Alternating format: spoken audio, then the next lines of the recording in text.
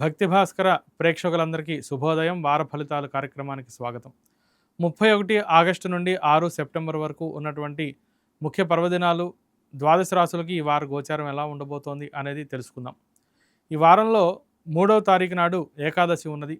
కాబట్టి ఏకాదశి వ్రతాన్ని ఆచరించేవారు, ఉపవాస నియమాన్ని పాటించేవారు కూడా 3వ తారీఖున ఏకాదశి ఉపవాసం పాటించాలి.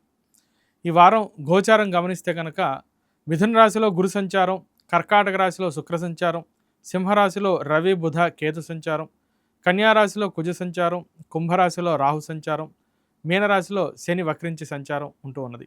తదుపరి మీనరాశి. మీనరాశి వారికి పంచమంలో శుక్ర సంచారం పుత్రలాభం అనేది సూచిస్తూ ఉంటుంది. అట్లాగే షష్ఠంలో ఉన్నటువంటి బుధ సంచారం విజయాన్ని సూచిస్తూ ఉంటుంది.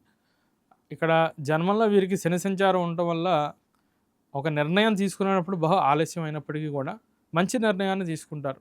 అది మీకు బాగా కలిసి వస్తూ ఉంటుంది. ఎందుకంటే బుధ శుక్రులు అనుకూలంగా ఉండడం చేత ఏదైనా పనిలో కొంత ఆలస్యం అయినప్పటికీ ఆ పనిలో క్వాలిటీ ఉంటుంది, మంచి నైపుణ్యాన్ని ప్రదర్శిస్తారు. దానివల్ల అందరికీ కూడా సత్ఫలితాలు రావడం, అందరికీ మేలు జరిగే విధంగా ఉండటం అనేది జరుగుతుంది.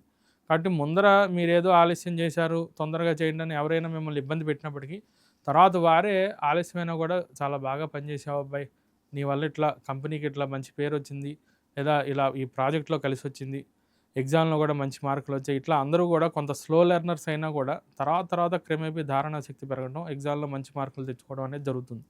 కాబట్టి తొందరపాటు వద్దు.